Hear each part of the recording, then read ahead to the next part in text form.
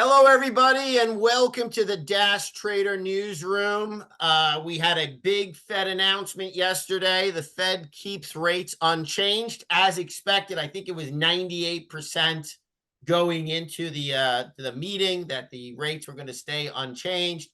However, Chairman Powell does come out and say that a cut in March is now unlikely, and traders and investors are adjusting to that slight revision in the Fed statement and in Fed talk.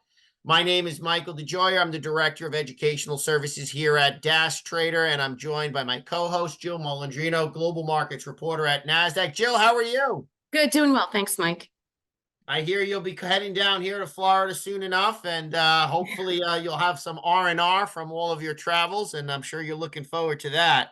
Definitely. Let's jump right in and let's talk a little bit about traders and investors who are adjusting to Chairman Powell's mention that a March rate hike is now a rate cut is now unlikely. I mean, obviously, he hasn't gone as far as saying that there might be a rate hike, but we are still concerned with inflation. However, consumer confidence continues to be strong. The economy is robust. Yes, we have seen some tech layoffs. What are your thoughts overall on the Fed announcement and what we heard yesterday out of the Fed? I don't think that anything has really changed in terms of the Fed announcement. The only language that they took out of it was a credit tightening. I think in the absence of earnings, because that's really where the market is focused on right now, this might have had a bigger impact, or perhaps more than, half a market session impact. I mean, we've recovered nearly everything, from yesterday after Powell made the comment that March rate cut is unlikely. I mean, look what the market's doing today. Again, I feel like the trading action is more around earnings this week. Of course, we have 5 in the Mag 7 this week. You have Apple, Meta, Amazon after the close. And I really think that's where investor interest is. Again, Mike, if we were in the absence of earnings, that earnings vacuum, it might have been more in the news, or we would have heard more about it, or we would have seen a more prolonged reaction. But there's nothing new in the language. I think, they continue to remain data dependent, and there's nothing that's changed in terms of telegraphing that message. Do you think, I mean, this is purely your opinion. Do you think the Fed is doing a good job of telegraphing its actions, or do you think that they're somewhat convoluted in the way that they kind of telegraph what they're going to do in terms of interest rates? You know what, Mike? I'm sure there's certainly reasoning behind how they deliver their message to the street. Since you and I have started covering this together, in the beginning of the pandemic, one thing that we've always said, that word transitory was a big misstep. Outside of that, I feel like what they've done in terms of rates going up and rates going down, they have been pretty clear. Nothing has really changed in the messaging to indicate, and that was really the big question when the composure shifted in December, when they signaled that rate cuts are coming in 2024. The bigger question is, did the market overshoot at that point? But I think they have been relatively clear. Again, they're not going to have absolutes in their messaging, but I do think that March coming off the table wasn't that unexpected. But at some point there really is a feeling that in May they're going to have to do something here, particularly if the labor situation changes. Without a doubt, without a doubt. Very good points. Well, let's jump right in and talk a little bit about earnings. I mean, just one example of earnings, coming up. You mentioned Amazon, but also so goes Apple, so goes the market. I think the big question is, are the earnings expectations, are they sustainable? And is in general, in tech earnings, are tech earnings sustainable going into 2024, or are we setting ourselves up for disappointment? Because they have been so good in 2023. Can we continue to achieve earnings expectations at this level going forward? I honestly don't think that the expectations are relatively high for Apple. At this point, we know what some of the concerns are there on the consumer product side. But I think even more so than Apple, this week, Mike, 5 of the 7 Mag 7s are reporting. That's $10 trillion worth of market cap that's reporting, right? So, I mean, that concentration really matters. I think for 2024, regardless if it's the Mag 7 or other areas within tech, because of the AI hype, they're going to have to be able to deliver on that messaging in 2023. And they're also going to have to really shine through when it comes to guidance. And I mean, that's essentially any quarter. It's the guidance that is a big factor here.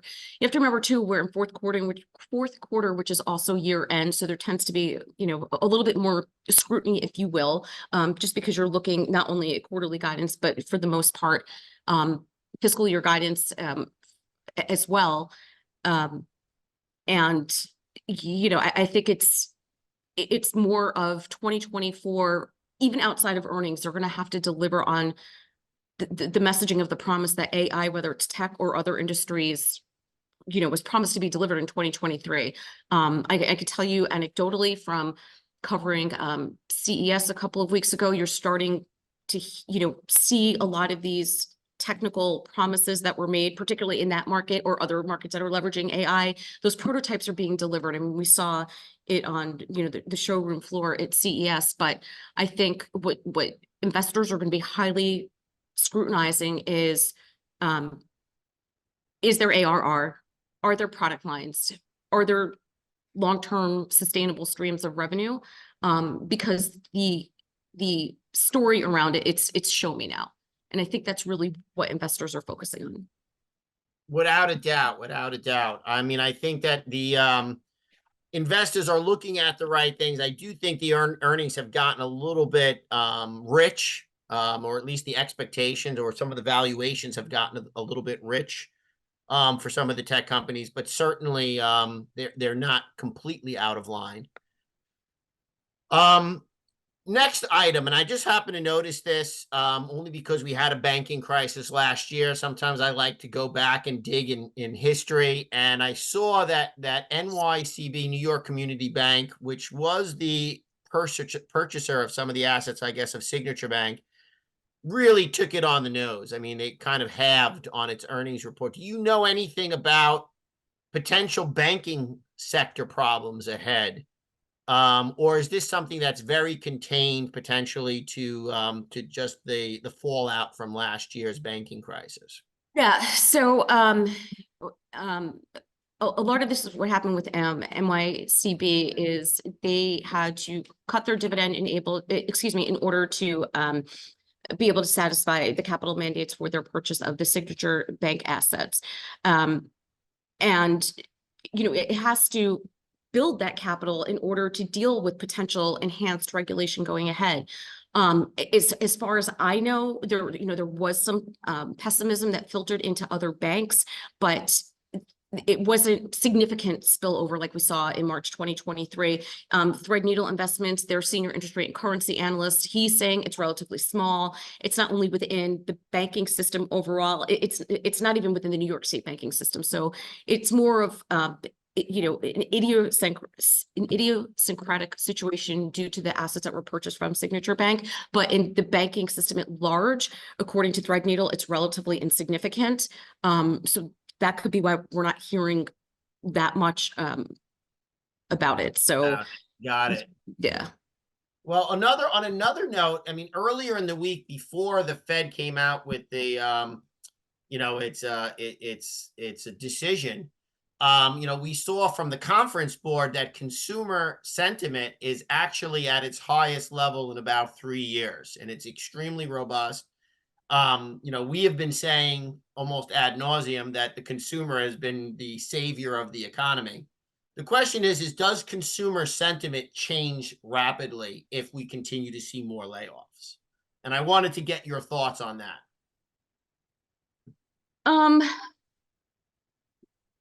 I mean, clearly the employment situation is an underlying factor. I mean, it's everything for consumers to stay on the spend trend path that they have been. I think we have heard of a couple of layoffs here and there. A number of them are prominent tech companies. So those tend to get the headlines. Not to be unaware of the situation of losing a job, been through that, once or twice in my life. But when you're looking at companies employing tens of thousands, hundreds of thousands of employees, a lot of this is right sizing. Now that we're in that that post-COVID environment, now that management teams are thinking about right sizing and focusing resources on, okay, what's next gen in terms of company strategy. So it doesn't appear to be anything systemic. But again, when you hear large tech companies, larger industrial companies announcing layoffs, and they're, a few hundreds, a few thousand, it's not as bad as, massive sector or industry layoffs. And that seems to be the consensus, at least with strategists and economists that we speak with. But I think that really is a trend that's going to be closely watched because, you can't bet against the consumer. Yep. Without a doubt. I mean, so far that has been the wrong play. Pretty much the entire post-pandemic situation is the consumer has been extremely robust, and it has not been a good bet to bet against the consumer at all. However, like you've said in the past, if you're the one who's losing your job, it doesn't matter if it's thousands or tens of thousands. If it's you, it's relevant to you, and it's catastrophic and really life changing. Most certainly. Needless to say, let's thank you so much for your analysis. As always, I'm going to jump to the charts here, and I'm going to bid you farewell. I wish you a very wonderful week, Jill. Thank you for the insights as always. All right, take care, everyone. Thank you. Bye-bye. Take it easy, Joe. All right, so I'm going to bring up my Dash Trader, and I'm going to jump right into the charts here. All right, so the first one that I had up here was NYCB Bank, which obviously we already talked about with Jill. You can see that the stock going into earnings was trading at around $10.40 per share, and then sure enough, the earnings come out, the stock gets halved, now trading at around $5.78. I'm going to find out a little bit more about the details. Now the stock was trading up around $14 back in August of 2023. So really, since that Signature Bank deal, when they bought the assets, I mean, they did make a run up into that asset purchase, but certainly is not reflecting beneficially in the stock price at the moment. Let's take a look at the QQQ. So on the QQQ, we did the Fed announcement, and the subsequent pullback and sell-off did take us down. We have not broken our uptrend line, and that's something I'm just going to pull up here on my Dash charts. I'm just going to make a trend line ray. I take the bottom of this current move, and I'm just going to grab it and drag it right up there. There we go. So here we go. So we can see that our trend line is just continuing to head up. And we have not broken it, but if we pass below 415 on the QQQ, that would kind of be our trend line break area. But we're still kind of stuck under the fast moving average, which is the 10-period simple moving average. And we are above the 20. But if we gap down again, that could certainly challenge that trend line. Now let's take a look at the SPY. SPY more bullish than the NASDAQ. We are nowhere near our trend line on the SPY. So there's our trend line on the SPY, nicely rejected off of that sell-off. However, this is kind of like a, so you had a very big bearish gap down, big bearish sell-off on the Fed announcement. And then we've come back up to the high of yesterday, and we've kind of backed away off that high. So we've kind of neutralized the move down. But again, we'll see where things go tomorrow. That would be kind of telling. Let's see Apple, AAPL. We mentioned Apple. Apple did not run into earnings. So usually when a stock doesn't run into earnings, that usually bodes badly for the post-earnings reaction. Now, Apple's earnings can go either way. Earnings can be a crapshoot. It's the way that the earnings are interpreted by traders and investors. Certainly, Apple is stuck in a sideways trend. and probably will not break out of that trend either way, since we're trading at 186. The top of that sideways trend is 200, so we would have to gap above 200 with a blowout beat on earnings, or we would have to break below the 166 low on Apple, which would be support. Let's take a look at Amazon, AMZN. We have our biggest tech. I mean, Amazon still in an uptrend, probably looking good for the Christmas season. Probably positive expectations on earnings, but certainly that's going to be a big earnings report. That's going to give some color to the rest of the earnings that we are still waiting to see. Now let's take a look. GBTC. This used to be the only Bitcoin ETF. Certainly, Bitcoin made a big run up. It's pulled back. We are approaching a Bitcoin halving. I believe that is in April of this year. We have the next halving of Bitcoin. It's kind of when they, they kind of, that usually it has been very, very positive for Bitcoin pricing. That's something that you can look up and do a little bit more research on your own, but certainly Bitcoin has done very, very well. Let's take a look at gold, which we tend to look at just because of its relationship to the US dollar. But gold certainly is approaching all-time highs. We call gold the old man. So as you have dollar weakness, you've got gold strength. Certainly something to keep an eye on. Let's look at oil, USO. Oil, big sell-off day, big down day on oil, with indicated here by USO. Take a look at OIL. USL. USL is the longer term contract. That's the 12-month contract for oil. It's the better one to buy if you're intending to hold it for any period of time. So certainly oil has pulled back in price. That would be good for inflation. So if oil prices drop, that's good for inflation, right? Because oil is the prime commodity that you need to get products to their final destination where they're going to be sold. So certainly the price of oil pulling back is beneficial as well. So let's end the market analysis section. Actually, let's take a look at MSFT, because I know Microsoft did not, it's off of its highs on its earnings report. Microsoft, and of course, the big one that was kind of the outlier, which was Google. Google here at a 153.75 after its earnings, gapping down to now trading in the area of 142. So Google, less than stellar expectation, less than stellar earnings, and certainly Microsoft off its highs as well after its earnings report.